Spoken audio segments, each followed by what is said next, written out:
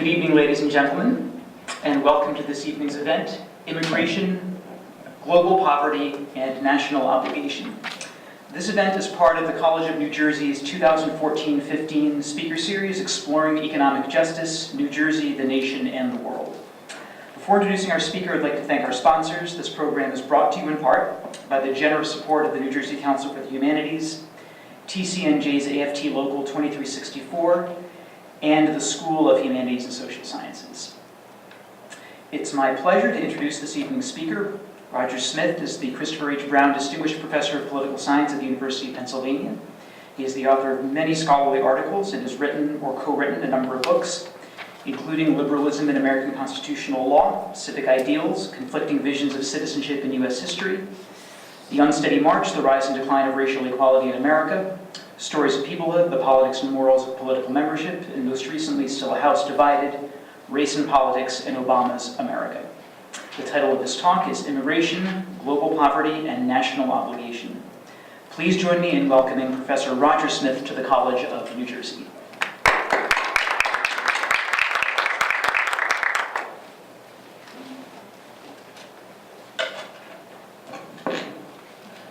Thank you, Nicholas. I have to say that this talk, part of a series on economic justice, New Jersey, the nation, and the world, will feature the nation and the world more than New Jersey. But I think we can just take it as a premise that New Jersey is the epicenter of the world that I'm discussing. And so everything is broadly pertinent to you. My goal today is to make a case for the normative desirability and the political feasibility of certain controversial immigration policies that I link, ironically, to a certain kind of political moderation, but an equally controversial kind of moderation. I'm urging rejection of the view that the political world in the 21st century should best be structured as what's known as the Westphalian system of sovereign nation states, each with ultimate authority over its own members and largely closed boundaries to immigrants.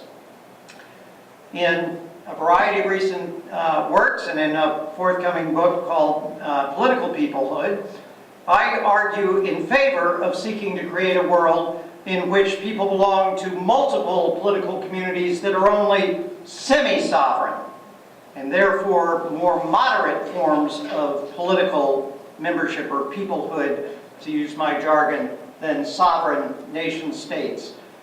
None of them would claim absolute authority over all aspects of the lives of their members, only partial authority over some aspects, and all of them would accept that people can and should have multiple political memberships, multiple allegiances, and that forms of political community should evolve and adapt over time as people's aspiration, needs, and interests change, rather than political communities being permanent and unchanging. And each and all of these political communities should adopt policies and institutions that allow people to move relatively fluidly between their different memberships. I'm not calling for fully open borders, but I am calling for making existing political communities more open, more receptive to immigrants, including poorer immigrants, than most are now, and indeed for trying to make them as open as proves politically feasible and sustainable. Practically, this would probably mean that over time political communities would have to become increasingly intertwined by alliances, treaties, membership in common multinational associations. And I think in the longer duration of history, this would foster new forms of formal federation that would move in the direction of global political federation and global citizenship while maintaining many more particular forms of political community and memberships. The key is that in these arrangements, no political community would present itself as a sole sovereign or permanent political entity. And also, building on the work of developmental economist Lant Pritchett, I also argue that in the near term, wealthier countries could benefit themselves and the world, growing their national economies and reducing global poverty by accepting that this political fluidity and openness to multiple memberships especially means greatly increasing their receptivity to less skilled immigrants from poorer countries.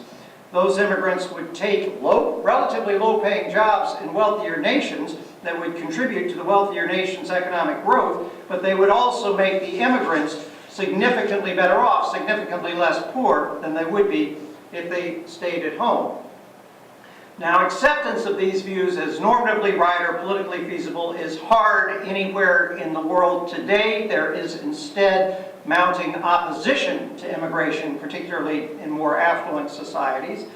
And in some ways, acceptance of these views is particularly hard in the United States because we are a political community built on beliefs that we are a city on a hill, a model and a guide for the world, one that is exceptional, providentially favored. Some have argued that we should be an asylum for the oppressed peoples of the world. That's an American tradition, but there's also a tradition of saying that our city on the hill will be subject to corruption and decline if we have too many of the wrong sorts of immigrants. Those beliefs have been around in America since the colonial era, and they have had upsurges in the 1840s, in the 1880s, in the 1920s, and they're on the upsurge again today, enormously reinforced by the realities that, on the one hand, America is today the world's largest economy and the world's only real military superpower, so we're a magnet for immigrants. But it's also true in the 21st century that the United States no longer has the highest per capita standard of living, and there's great anxiety about the rise of China on the world stage, and in other respects our apparently declining place in the world. And so many think that this makes accepting immigrants risky today. My view is that changes are indeed occurring, but they mean that we need to adapt and change many of our institutions and policies in light of 21st century conditions.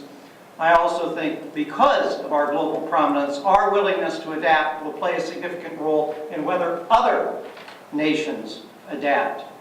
So there's a question of whether the U.S. can come to see itself not as a city on a hill that must fend off those who are not fit to climb to its heights, but instead as a great metropolis on a plain, one that benefits from greater openness to all and benefits the world through such openness. If Americans come to adopt that view of themselves, other political communities, including other wealthy communities, may do so as well. And I'll talk later about the kind of politics that I think might contribute to making this feasible.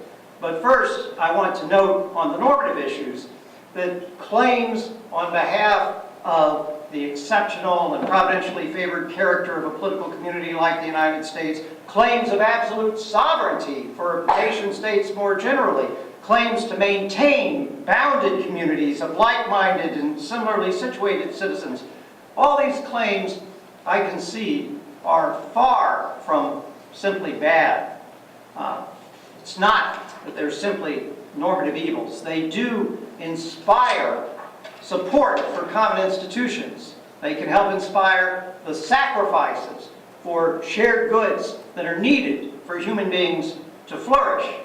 It's much easier to sustain political communities if people believe that they are truly different and special and have these special characteristics in common. And let me also acknowledge there's an orderliness to a world of sovereign nation states with clear lines of accountability and responsibility that may be lost if we move in the complex directions of fluidity that I suggest. Even so, we can greatly overstate how much we live in a Westphalian world of sovereign nation states now. That is already only a partial description of our reality over the past couple centuries. And in the 21st century, there are many trends that make it plausible to think that we're moving in different directions. Trends including heightened global economic communications and transportation networks, as well as immigration flows. These are already being accompanied by increased acceptance of dual or multiple citizenships and nationalities. And these broader global trends are linked to powerful political movements in the world today, both to create supranational forms of community, with the European Union, troubled as it is, being the most advanced, but their efforts to create a stronger African Union, a union of South American republics. These are preliminary, but they are still, if you take the big picture, trends that have developed in recent decades. And we're simultaneously seeing a linked acceptance of greater devolution in existing regimes like the United Kingdom, which has allowed greater autonomy to Scotland. Spain has allowed greater autonomy to Catalonia. The point is we're moving away from simple unified sovereign nation states models to a greater multiplicity of overlapping community memberships already. And it's also true more broadly that we're seeing in the modern world a heightened sense on the part of many people that they do inhabit multiple communities, physically or virtually, that are meaningful to them, and they want to embrace multiple memberships. These trends are already moving us in the kinds of directions that I'm prescribing. Still, it's far from inevitable that we can continue to move in those directions or that we should move in those directions. We need to decide if we want to move in those directions. So I want to make some arguments about why it's desirable to do so. I'm going to make 3 arguments against seeking to have and sustain a Westphalian world of sovereign nation states with largely closed borders. The first argument relates to issues of economic inequality and immigration most directly.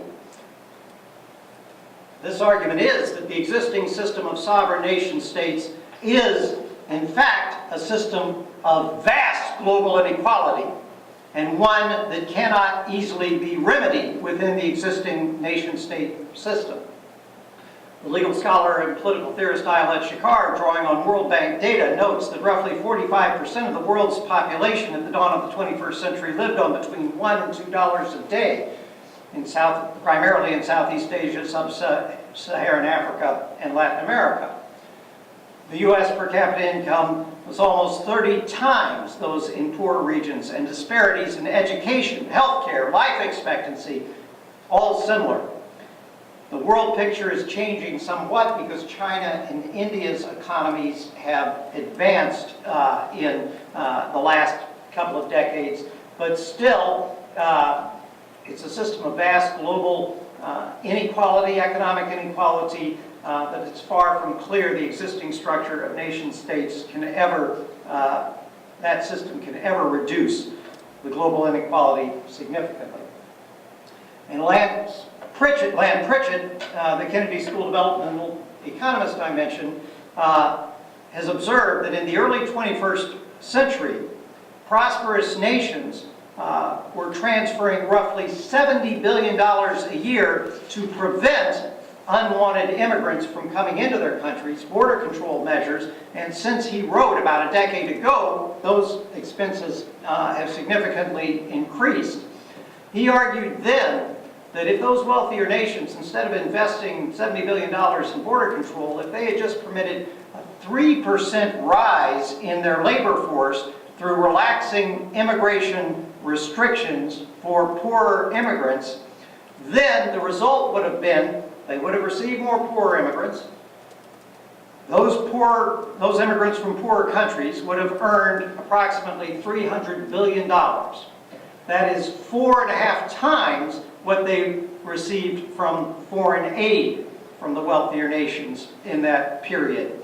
And he estimates that wealthier nations would have received a net benefit of $59 billion to their economies. So a transfer of $300 billion to the occupants of poorer nations, significantly reducing global poverty, while a net growth of nearly $60 billion for the wealthier nations' economies.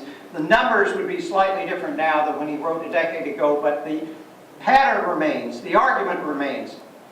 The single most effective policy to combat global poverty that we could adopt, more effective than all the existing foreign aid and development programs put together, and a policy that would simultaneously aid economic growth, even in wealthier countries, is heightened labor mobility from poorer countries to richer ones, with the jobs that they would take coming from relying less on polluting mechanical devices and more on human labor in service and production industries. And he also argues, as most developmental economists argue, that this would not have a significant impact on wages and employment for the existing low-wage native populations. Controversial point we can talk more about later if you wish. But my point for now is there is a powerful case that the best way to reduce global poverty is by permitting poorer immigrants to move to jobs in wealthier economies, but that's only possible if we make new kinds of political arrangements to permit and promote transnational immigration and other kinds of aid and investment efforts to combat global poverty also probably require transnational action. And so we need to move away from a world of independent, absolutely sovereign nation states to get the kinds of arrangements that we need. Now, moving away from a world of independent, absolutely sovereign nation states raises the concern that the communities, that the members of those existing nation states would lose or have diminished their democratic rights of self-determination, their rights as members of independent political communities to govern themselves. These rights might be endangered if lots of immigrants were coming into their countries. So the second argument against the system of Westphalian states that I want to address goes to the point of what's best for trying to maximize democracy in the world. It's very difficult to maximize democracy in the existing world's political systems or in alternative systems, I want to acknowledge, but it's important to recognize that the existing nation-state system is already a system of severe democratic deficiencies. It is a system in which many people are tremendously affected by the decisions of powerful governments in which they have no voice because they are not members of those political communities. Many global problems, economic crashes, environmental harms, security emergencies, and demographic flows are matters that are affected by the decisions of sovereign nation states. They cannot be effectively controlled by individual sovereign nation states. So those nation states are having a big impact on world populations who have no voice in their procedures, and they're incapable of solving those kinds of problems. Precisely because that's true, one of the trends we're seeing is that the pattern of letting nationals abroad vote in national elections are on the rise, and permitting dual nationals to vote, that's on the rise. We may in fact need to continue to develop institutions through which affected populations are able to vote in decisions that affect them regardless of their formal national citizens. So everyone in a region affected by a policy that has environmental or economic impact might be able to vote on those policies, whether or not they're citizens. We may need to move decision-making to multinational associations, perhaps by making multinational referendum binding on the communities involved, perhaps by creating new systems of representation and new forms of federation. Now, admittedly, the more you move representation systems on the global scale, you have other problems of democratic deficit. Those systems seem very remote from the average voter. I support the principle that the European Union is supposed to embody of subsidiarity. You should make every decision at the most local democratic level that is capable of resolving that problem, the problem the decision is concerned to address. But the system of subsidiarity may have to be extended above and beyond existing nation states, as well as devolving power within them. My point is that, yes, there are concerns about loss of democratic self-governance if you move away from a system of sovereign nation states, but it's just wrong to say that that system doesn't suffer from severe democratic deficiencies already.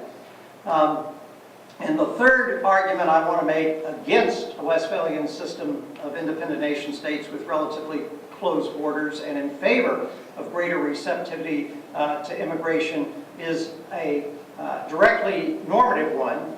If we see it as morally desirable to promote self-realization for all, if we share the commitment of the Declaration of Independence that governments are created to protect rights to life, liberty, and the pursuit of happiness, first for their own people, but ultimately for all the people of the world, as Abraham Lincoln argued. If we accept that view of the purpose of government, then in a world where many forms of heightening globalization mean that more and more people are constituted with multiple identities, allegiances, memberships, then the nation-state system is often a barrier to the kinds of human self-development, self-realization, the pursuits of happiness that they want to embrace. The reality is that transnational, religious, ethnic, economic, and social memberships are increasing, along with multinational forms of political membership. And so it is an increasingly common experience today that people feel themselves to have choices about how and where they can pursue fulfilling lives within any of multiple memberships. They have choices about which of a number of social communities, economic activities, political communities they want to embrace, and their pursuits of happiness often mean that they want to make choices that allow multiple memberships, including choices that would take them outside their nation states, while some would emphasize subgroups within it. So the pursuit of happiness goal for all works against simply maintaining a system of sole allegiance and membership in sovereign nation states. But the very fact that we have a multiplicity of memberships and allegiances raises difficult choices about how both individuals and political communities should decide how they should live their lives and how the kinds of problems I've noted should be addressed. How should we combat economic inequalities? How should we ameliorate democratic deficiencies? How should we promote self-realization's pursuits of happiness in the 21st century amidst all this interconnection and the multiplicity of memberships and aspirations? I suggest that in the 21st century, it's not sufficient for governments or individuals to be guided by John Stuart Mill's famous 19th century harm principle, even though that principle is still commonly invoked as a guide to regulatory policies and liberal democracies. John Stuart Mill's principle was, some of you may recall, Mill said, the only purpose for which power can rightly be exercised over any member of a civilized community against his will is to prevent harm to others. We can regulate only to prevent harm to others. That overriding political maxim was created to help decide when sovereign national governments could regulate the behavior of their nation-state members. But I want to suggest that for 21st century conditions, we need a modified Millian maxim to guide political conduct, one that has predecessors to be sure, but I want to give it a contemporary formulation, one that holds that the best uses of their powers by communities and individuals are those that aid others without doing harm to themselves. Rather than focusing on you can't regulate action unless you can show it harms others, rather we should say in policy making that we should encourage individuals and communities to focus on the best use of their powers, and that is defined as those that aid others without doing harm to themselves. I arrive at this because the very multiplicity of memberships, affiliations, and aspirations that people have mean that there can often be a range of choices of economic and social and political pursuits and group memberships that they could all find roughly equally satisfying and fulfilling for them. We're complicated, and there's a number of routes that might lead to our happiness. The fact that this is true of people means that national governments could act responsibly to their members and to outsiders in a variety of ways, and this modified million maxim urges both individuals and governments to make choices that maximize chances for self-realization, for pursuits of happiness, not just for themselves, but for other persons, groups, and political communities insofar as they can, including immigrants. And if, in fact, there are a range of choices that they could make that would be roughly equally satisfying to them, but one would help others more than a particular choice, there doesn't seem any reason why they should not do that. And if we really think that governments in particular should be concerned to promote human self-realization, pursuits of happiness, then I suggest it is morally mandatory to adopt policies where you make choices amongst options. You choose ones that not only further the goals of your members, but help outsiders as well, so long, again, as you're not hurting your members compared to alternatives.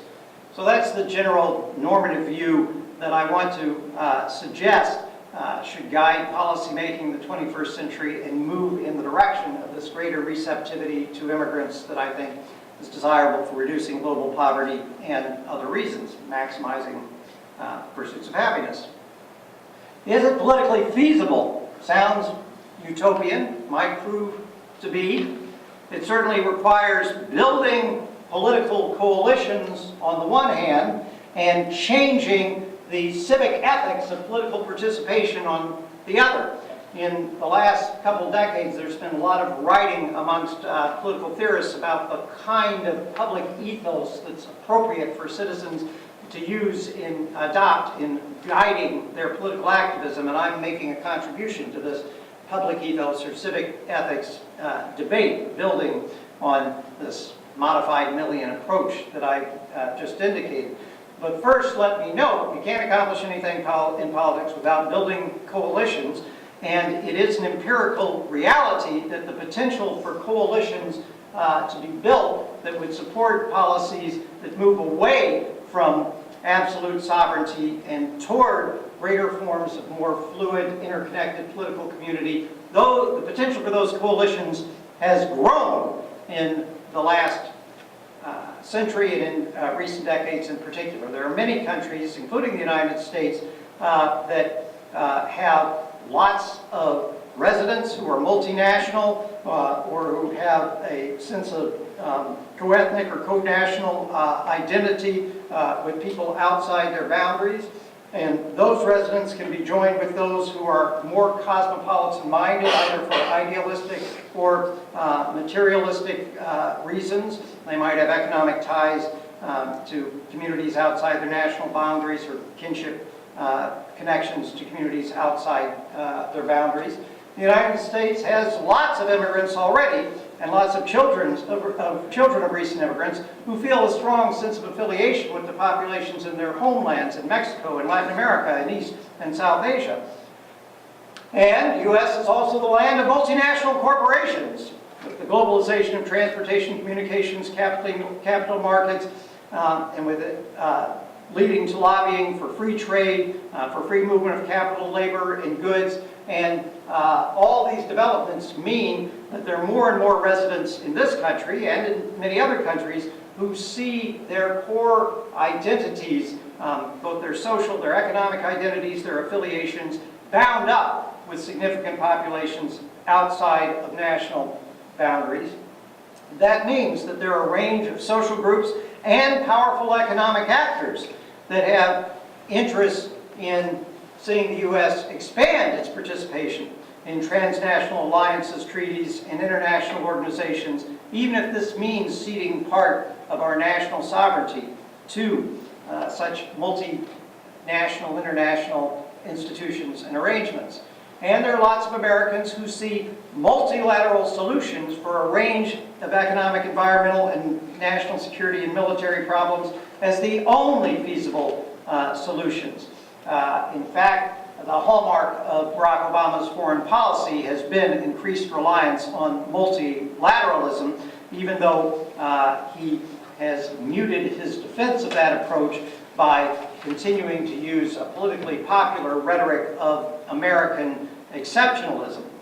And as that exceptionalist rhetoric shows, and lots of recent American history shows, we can be aware of interconnections, but that doesn't guarantee that we are really going to be open to multilateral arrangements, that we will truly be solicitous of the interest of outsiders with whom we may be interdependent.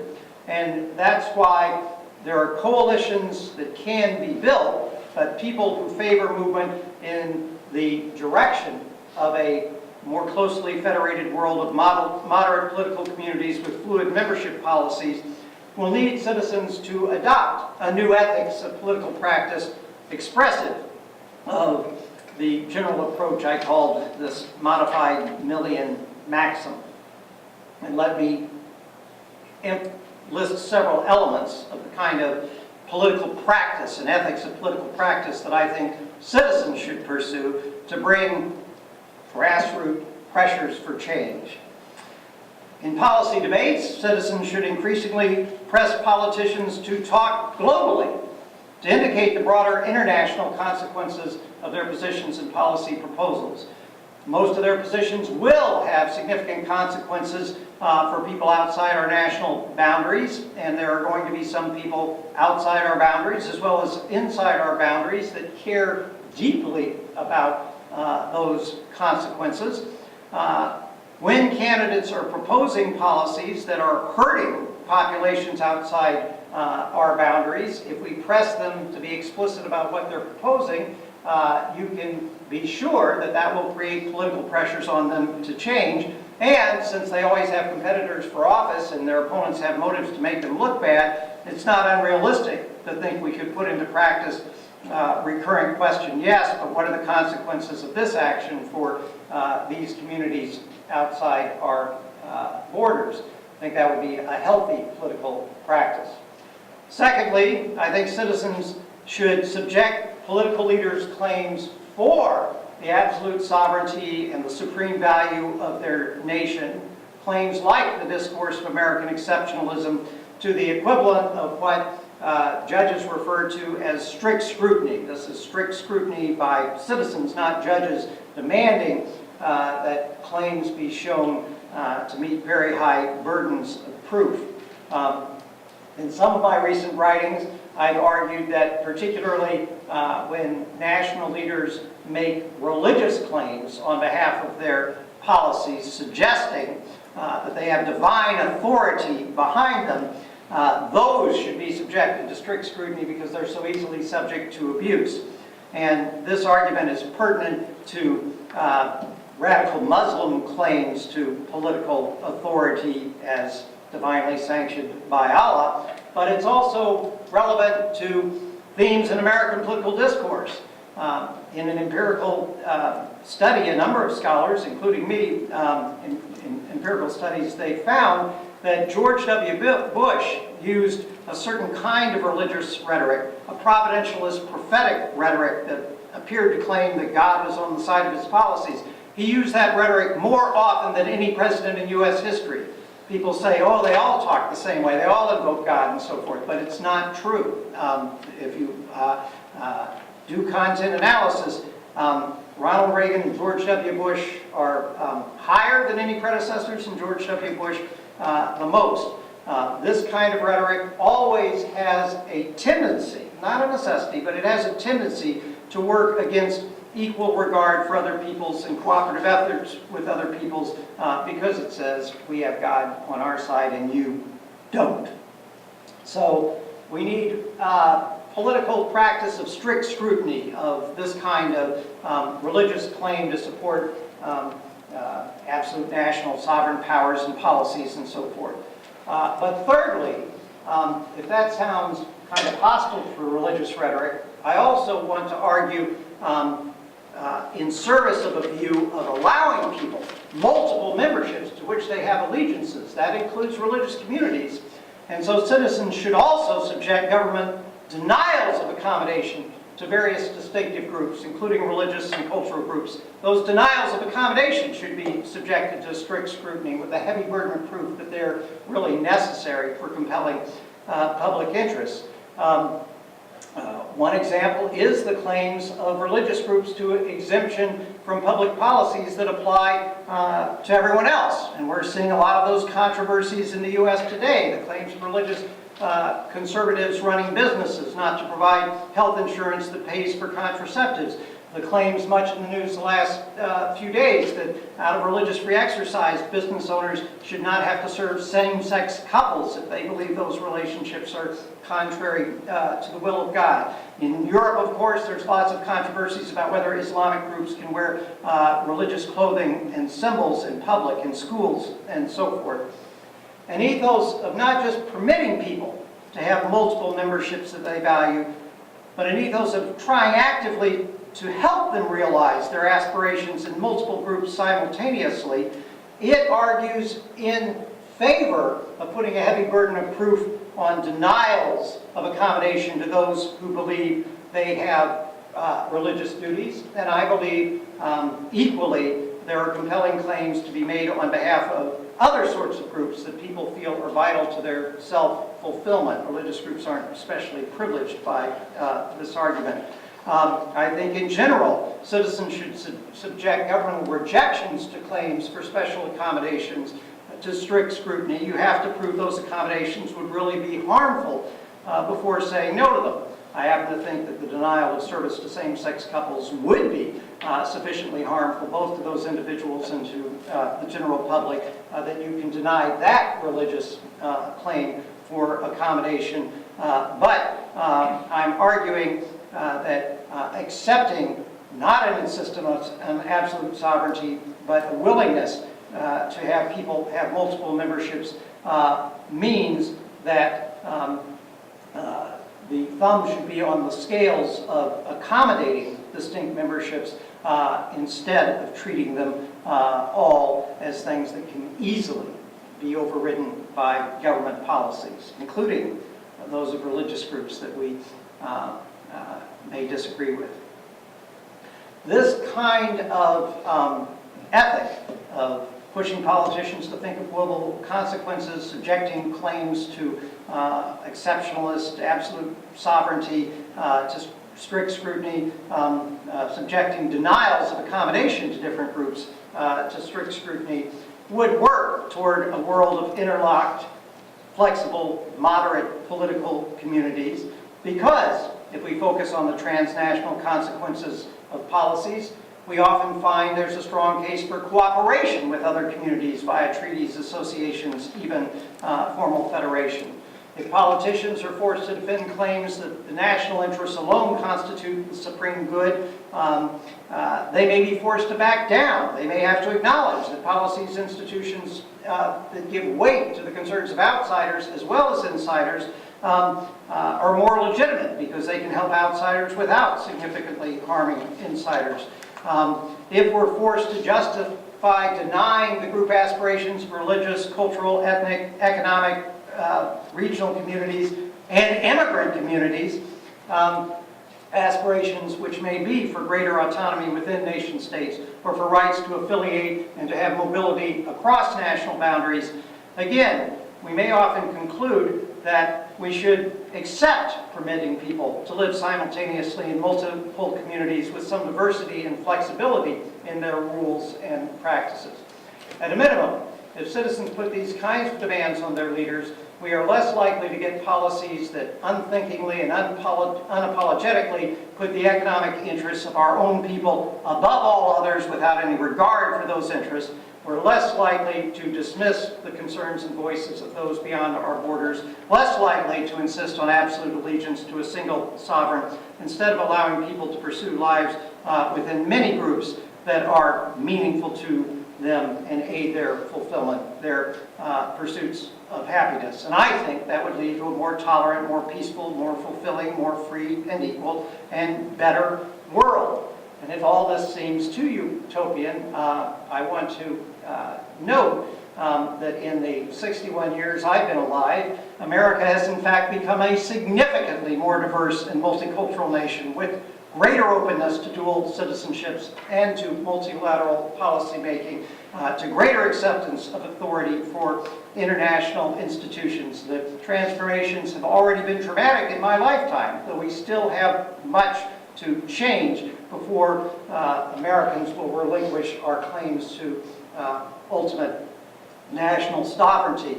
But if even America can moderate its claims to being so exceptional that it need not cooperate with all the world, then there is some realistic hope that progress toward moderate forms of political peoplehood is an aspiration that we can successfully pursue in the world today. And I think that if more Americans fully embraced as our best tradition our traditions of welcoming all immigrants, including the tired, poor, and the huddled masses yearning to breathe free, we might find that we have policies in this nation and other affluent nations that lead to significant reductions in global poverty, while also, in fact, aiding national economic growth, if those goals could be achieved by moving away from a world of absolute sovereign, independent Westphalian nation states, then I think those would be goals well worth pursuing and transformations ardently to be sought. Thank you.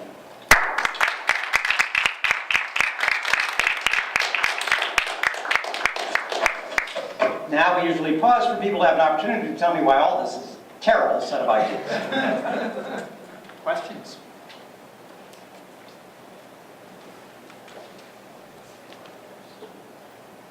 If you think that this is actually feasible, what do you think the time frame is that this could happen in?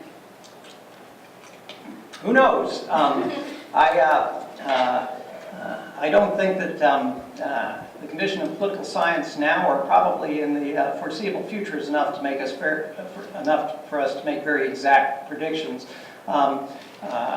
I think that these kinds of transformations are likely to take considerable periods of time, but it's also true that the rate of change is probably accelerating in human history, so that if we look at the past to guess the rate of change in the future, we might be wrong. I would say, though not to be evasive, that I think we could certainly make significant transformations in this direction over the next 50 years, and probably, therefore, by the end of the 21st century, we would no longer think of the world as a system of sovereign nation states, something that we actually have only thought of. We've only thought of the world in those terms in the last couple hundred years, and it's really been descriptive of our reality mostly in the post-World War II era. Before that, we had a world heavily structured in terms of multinational empires, even though we talked about a Westphalian system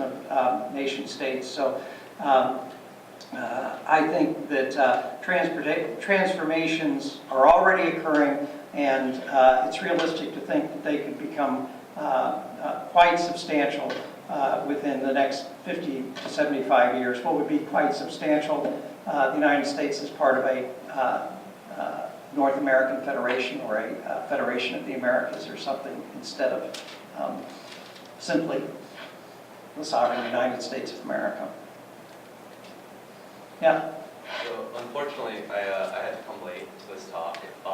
So I just want to make sure that I'm understanding the gist of what you're saying. Are you saying that you have to change domestic policies to basically be more welcoming of outsiders and those in other countries before you'll see basically a decrease in economic inequality throughout the world?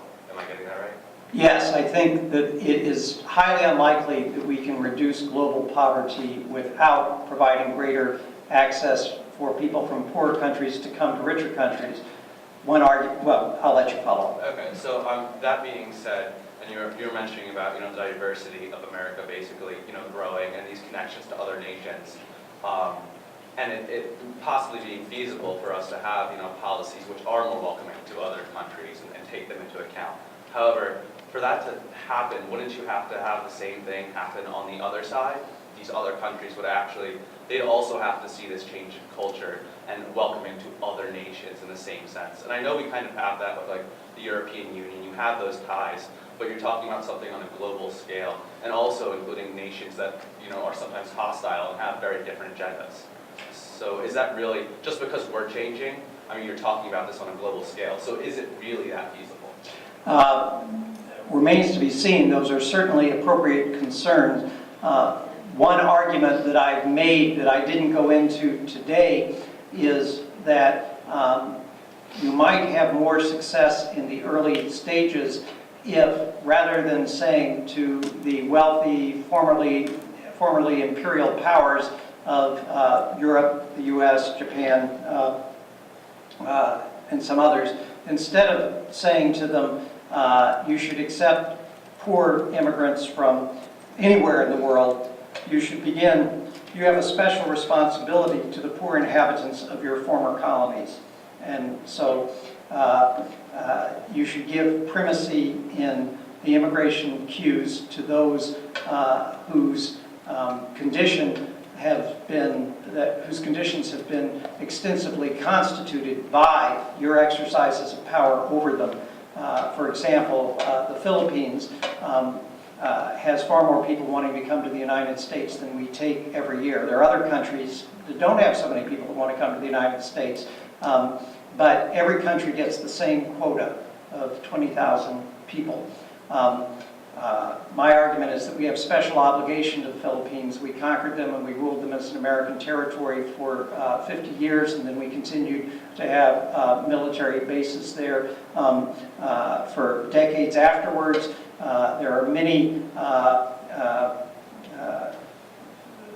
Filipino residents who are products of American-Filipino intermarriages. Soldiers and sailors there and so forth abandoned those. They're often stigmatized in the Philippines.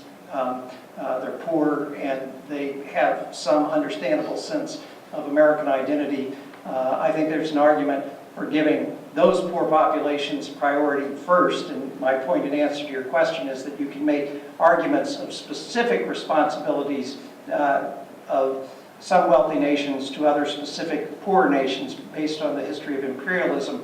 And many of those nations already have policies of special relationship and support for their former colonies. So you can build on that. And if you had a pattern of nations that were allowing poor immigrants just from their former colonies to come in, and that was shown to contribute to national economic growth, then you might change hearts and minds and have greater receptivity going forward.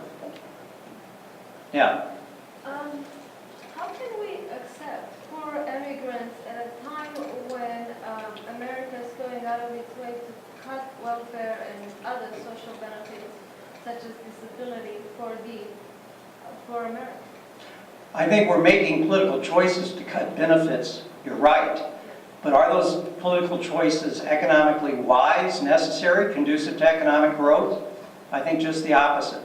They are tremendously harmful. You're talking about a political obstacle, but not something which I think is justified in terms of the economic interests of the existing inhabitants. So it is a political challenge to persuade people to recognize what I think is the empirical reality, that if instead we have more public investment in people that contributes to their productivity and national economic growth, and we bring in more labor, which, I'm talking candidly about cheap labor by American standards, but that still means these people are being paid many more times than they can earn. They're not getting paid $1 or $2 a day.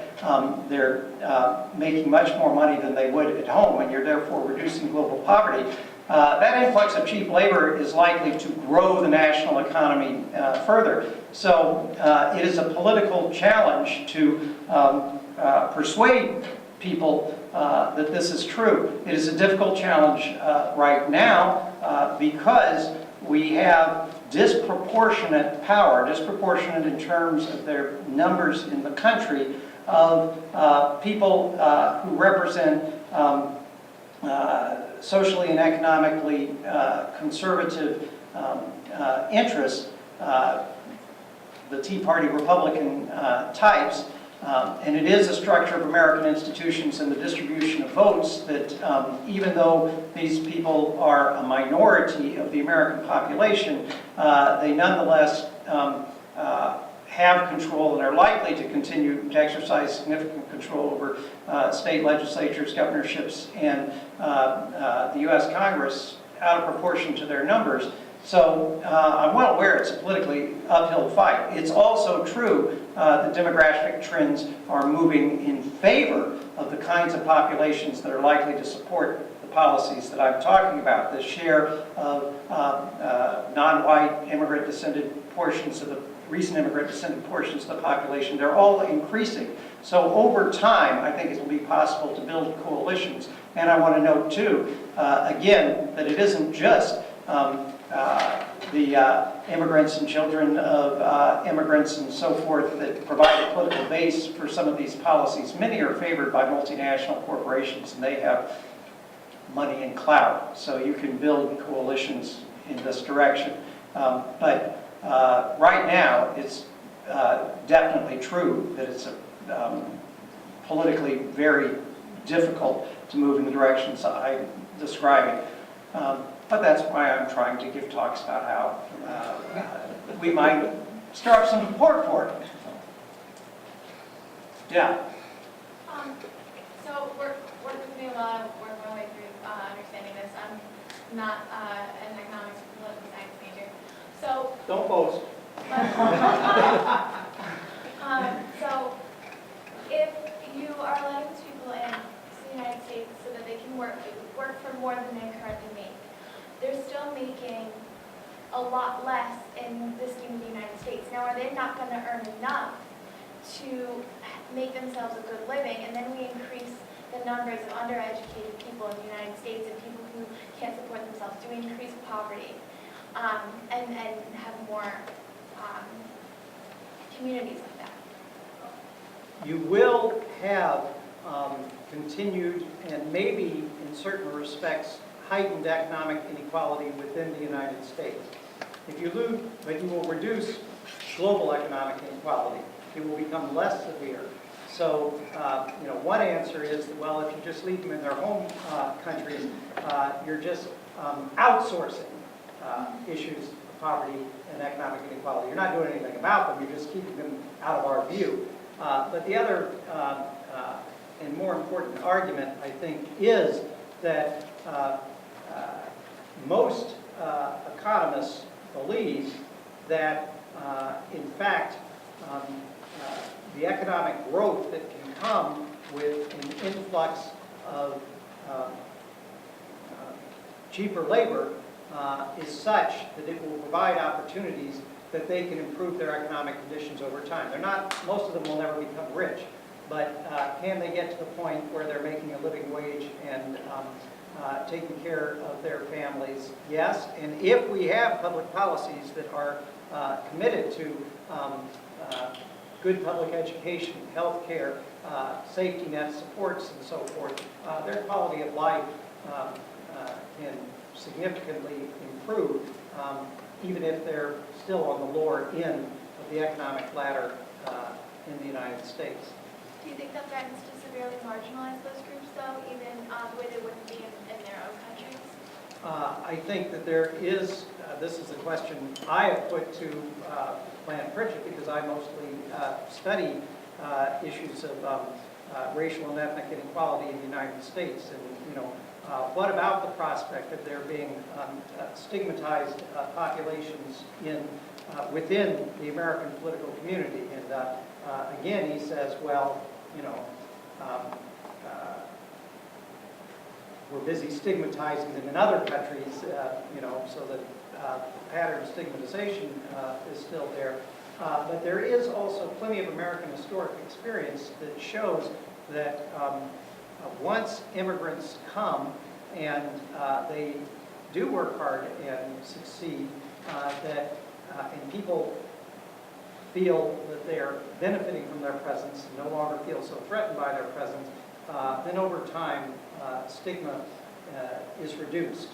The kind of stigma that was associated in the late 19th century with Chinese has been greatly reduced. Now we have a different problem in many ways, the model minority image, which suggests that because Chinese and Asian people in general are born with strong math genes that make them kind of calculators with which we can't compete, that that's a different kind of stigma, and also they can't possibly have any economic or social problems, which is not the case. But that's a different kind of problem, but it also, so since it's a group different stigma, I'm not saying these problems will vanish, but still, we had a national origins quota system. We had Chinese exclusion in the 1880s and expanded it thereafter.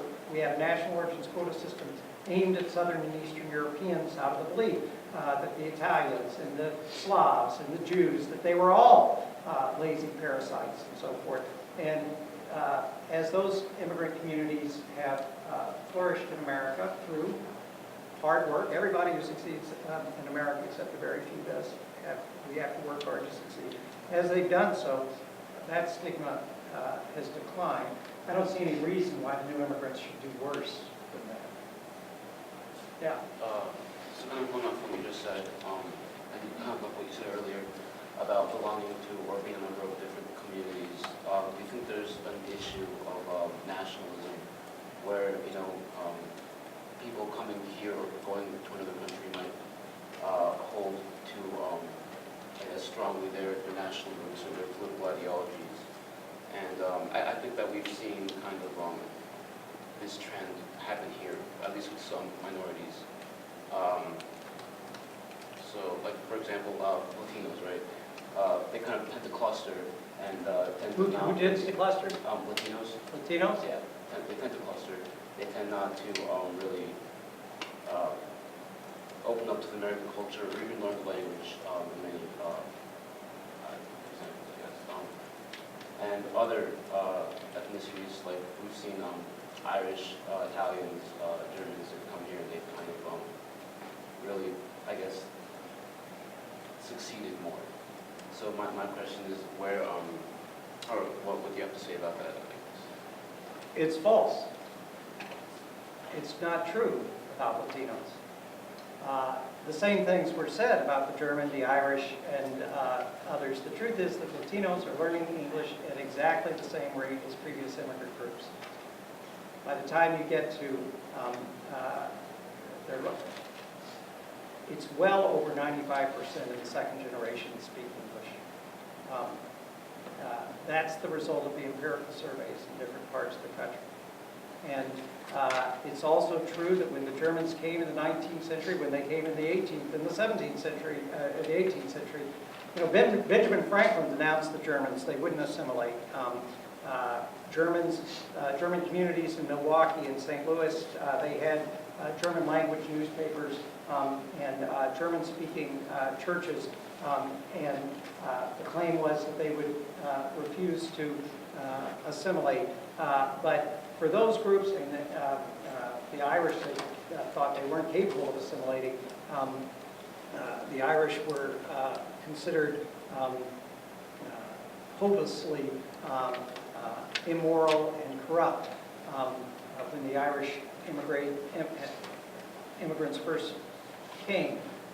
But within a generation, the next generation, they learn English. In the case of Irish, these criminal, primitive, immoral peoples became in the next generation our policemen and priests in the United States.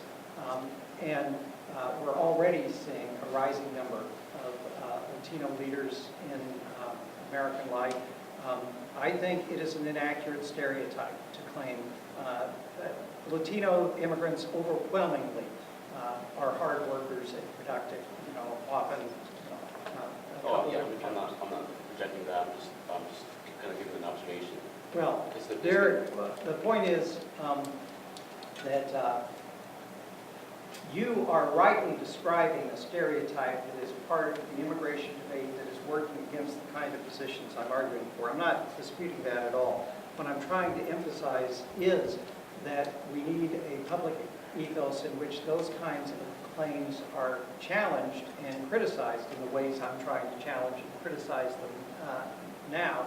And there's no guarantee that will produce good results, but it's far better than acquiescing in the spread of these kinds of stereotypes. I think it is a fight worth having, and past experience suggests that it's winnable.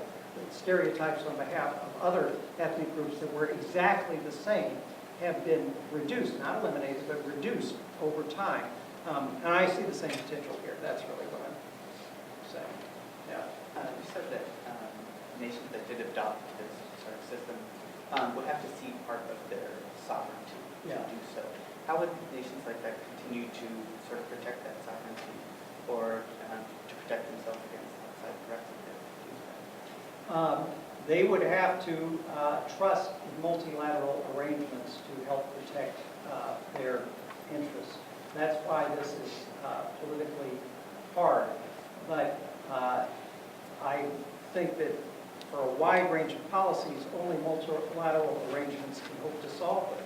So if you say, well, we don't trust multilateral arrangements, what we're really saying is we're not going to solve these problems.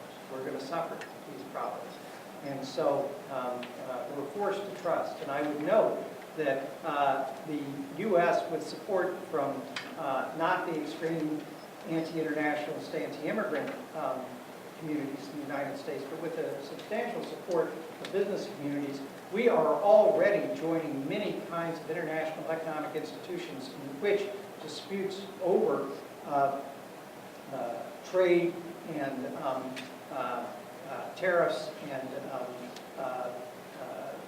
in some cases wages, contractual disputes, we're already ceding those to international tribunals of various sorts under NAFTA, with the World Trade Organization and so forth. So you have people alarmed, we're losing our national sovereignty, and I'm saying yes, you are reducing your national sovereignty, but we're doing it because we believe that our economic interests are better served in the long run by working cooperatively with international institutions. And I think there's a whole host of problems, economic, environmental, immigration, energy production problems, all of which where we need multilateral solutions. But the reason it's hard, and the reason that you need a politics to persuade people to accept it, is that it does mean that you're saying that I'm counting on others to help protect my interests, and I'm going to help protect their interests, rather than just relying on yourselves. And in a nation shaped with traditions of rugged individualism, I agree that doesn't come easily. But not to push the analogy too far, it's not entirely different than the argument that we all should be allowed to carry our own guns all the time, because otherwise we have to depend on other people to kill the bad guys, and we should all be able to kill the bad guys ourselves. It's not clear that having the highest rate of individual gun ownership is necessarily conducive to achieving common goods. It does mean that we have the highest rate of gun violence and death in the world, and at least the advanced industrial nations. And, so sometimes you have to trust that, no, we're not all going to carry guns and shoot bad guys individually. We're going to rely on what are a sort of multilateral institution, police forces, to provide security. This is the same kind of logic carried to a more global scale. Yeah. But with that example, in effect, we all have the same agenda. I mean, that's the difference. Like, in that example, we all want to be safe, we all want to be protected, and instead of saying, oh, we're all going to carry guns and protect ourselves. We're saying, okay, the police force will do that for us.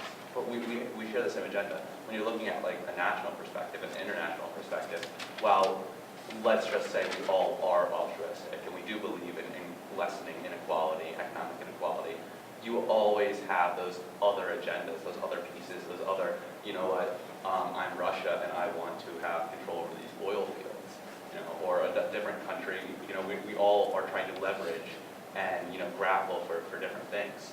So while I understand the argument of trusting other nations, I feel like that's kind of very unrealistic considering we are sovereign states and we will always, I mean, the nature of politics is you have to be responsive to your constituents. If you're basically making decisions that are supporting, or are seemingly supporting other nations and not your own people, you're going to be voted out of office. So it's just, it doesn't feel political palpable if you understand what I'm saying. Sure. But on the first point, you know, we all have the same interest. Have you talked to the NRA lately? No. They don't agree with your position. Nor do the people who engage in criminal violence as a way of life, which there are a substantial number in this country. So it's not true that we all have the same interest. The analogy is not quite so inapt as that, but I agree it's not identical. The basic answer to your point is, remember that my argument is not help others even though it hurts yourself. My argument is that we always have a range of options, some of which are roughly mutually beneficial for ourselves. And some of them would also help others, and others wouldn't particularly help others. We should choose the options that are beneficial for ourselves and would also help others. Now, you want to say that's a null set, but I don't think it's a null set because I think, again, there are many problems that can only be solved with multilateral solutions, and those are on the increase.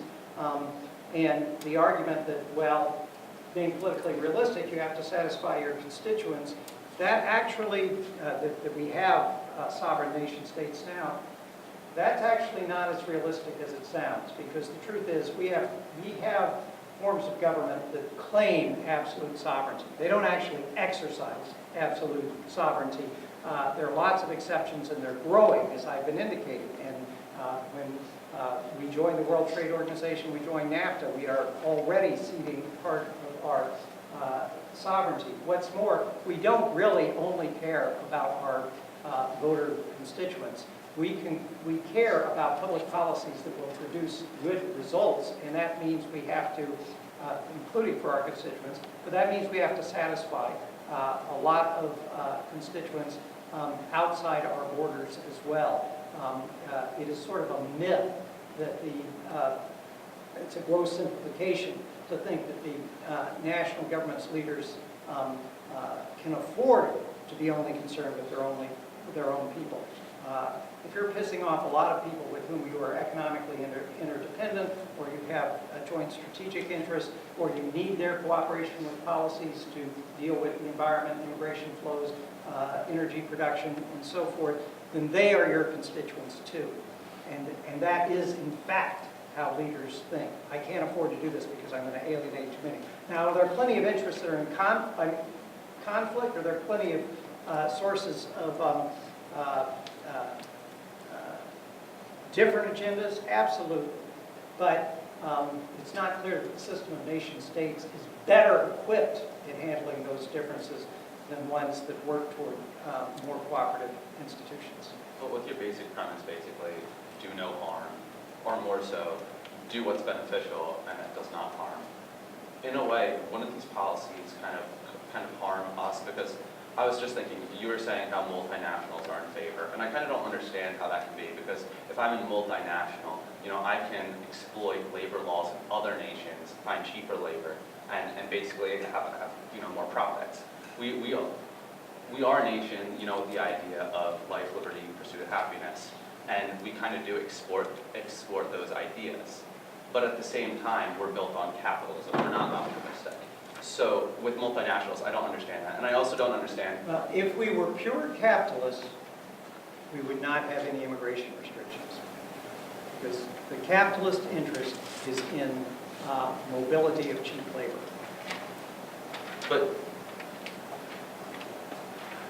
Okay, I And understand. international capitalists are working for reducing immigration. But through that mobility, wouldn't your labor go up and or not labor, but the price of labor go up? Because once they cross over from, let's say, Thailand to the United States, you're seeing that same hour of wages go from cents to dollars. And ultimately, everyone will benefit from those rising wages. They address the problems of severe economic inequality that you talked about, and they also put more power, purchasing power, in the hands of a larger number of people, and that translates into a basis for economic growth for all. That's the way capitalism works at its best. Okay, but when you're talking about like, okay, so you said a larger supply of labor for the United States would be good. And I kind of question that because maybe if you're looking at the previous years, our previous history, you know, our history as a very industrialized nation, but we're kind of looking towards more of an information era where you can't look at the past and kind of say, okay, this is how the next 50 years are going to look. We're really looking at like more of a technologically based era where pure like hand skills are not needed.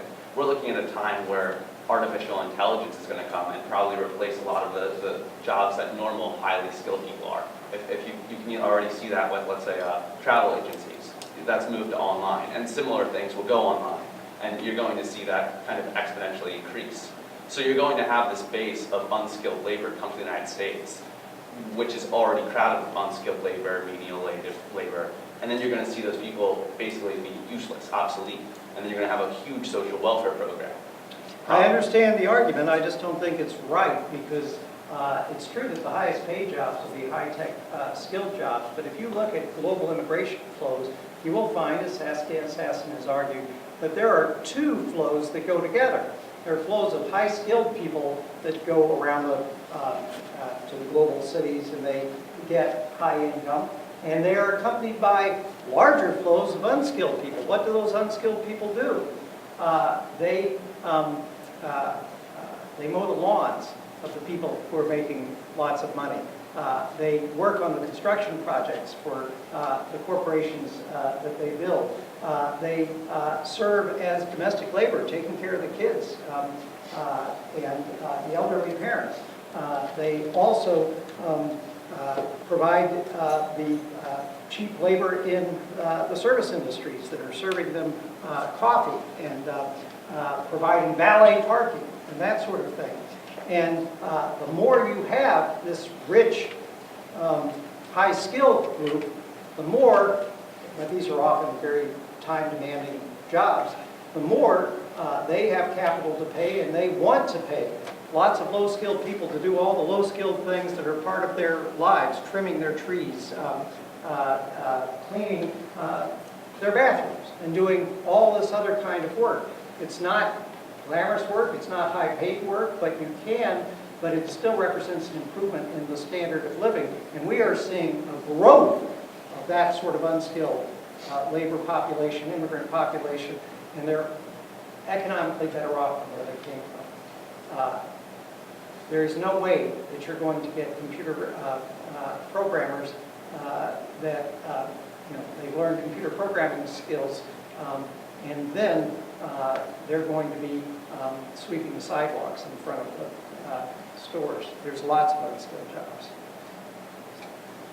I'm wondering if in the future, with the second generation or third generation immigrants who will end up going to American high schools and end up, hopefully, in college, becoming more skilled labor, will it be problematic that they are the children of very poor, low-income families that cannot afford to pay for their education? In other words, what I'm asking is, with immigration reform, isn't reform for education also necessary?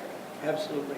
I think we do need to invest in making higher education more affordable. That doesn't mean necessarily, we don't have to pay for everyone to go to Harvard or Yale. They only take a tiny number of students compared to the big picture anyway.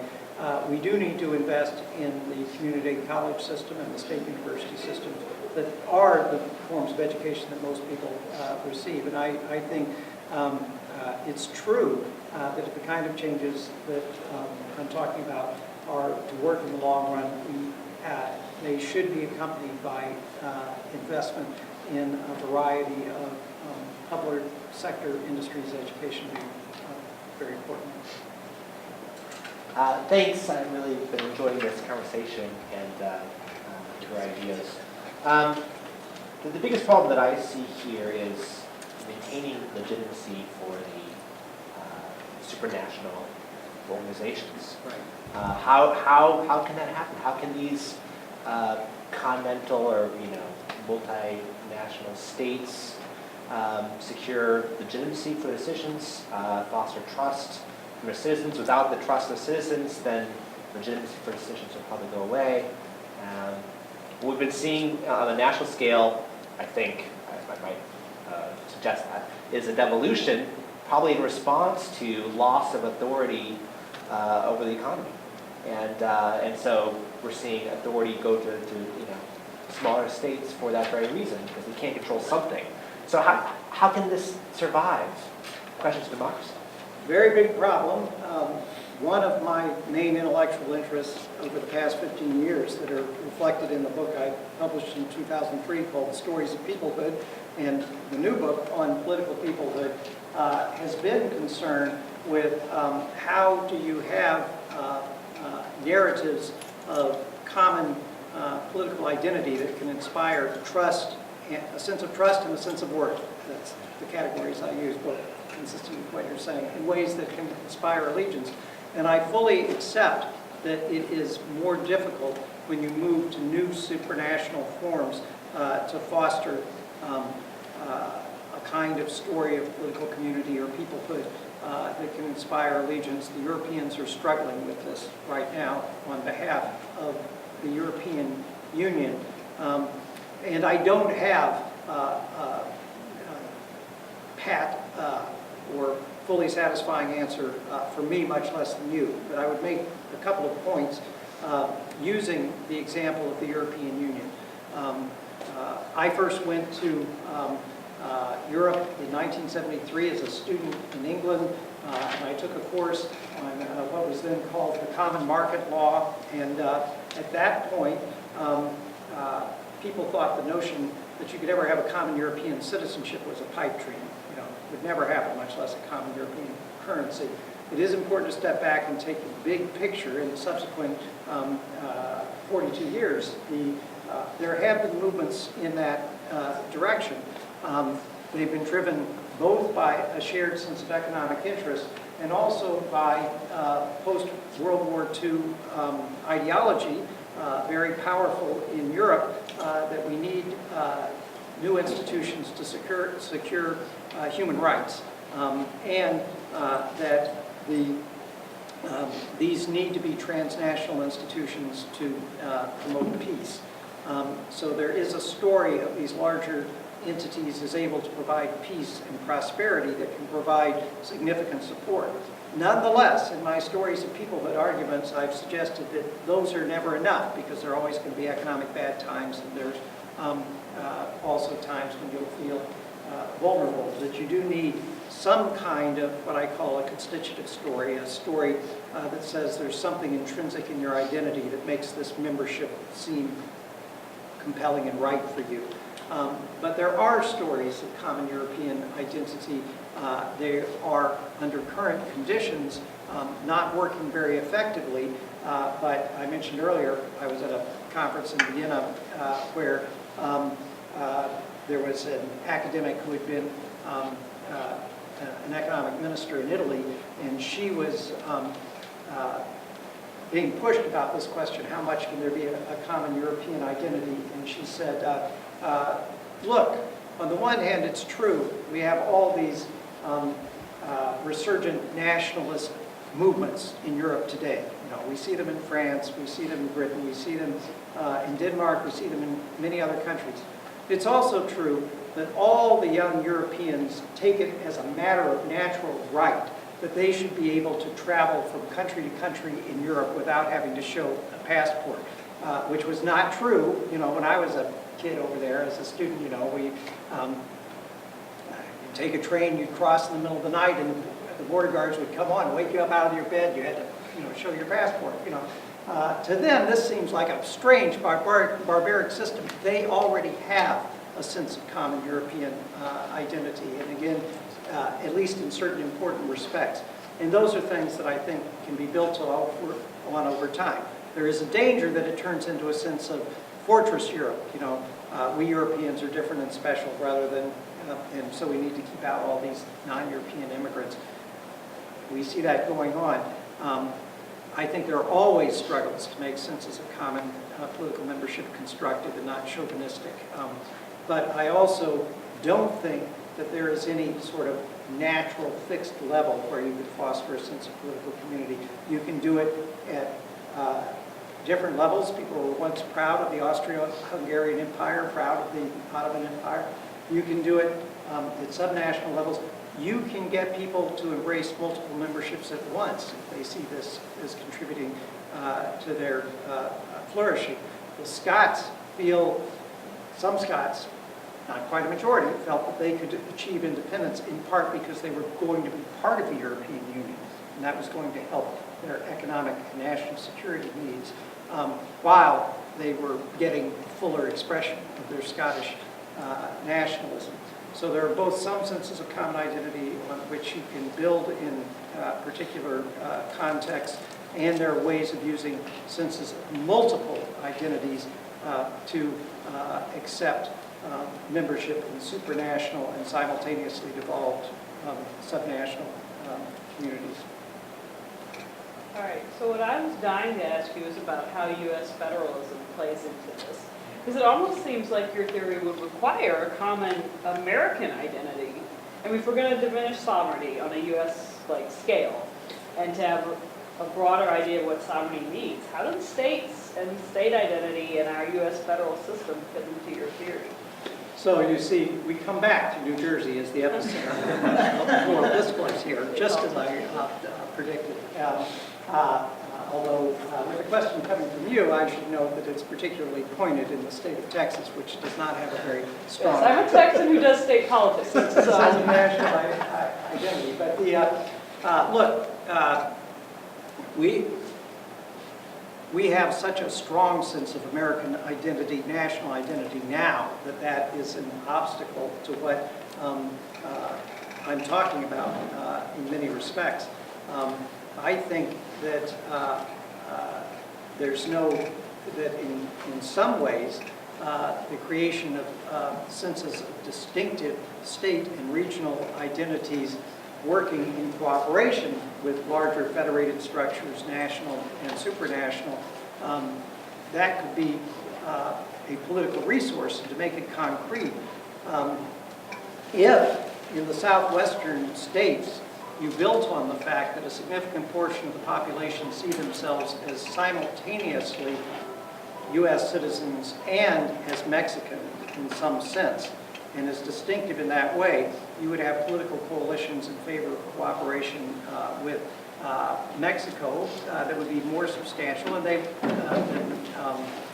in other parts of the country, and they would work for cooperative arrangements in that part of the country in regard to immigration and other matters that wouldn't necessarily prevail elsewhere. So similarly, as you can with Scotland and the supranational EU, you can think of working with state identities and affiliations across national boundaries.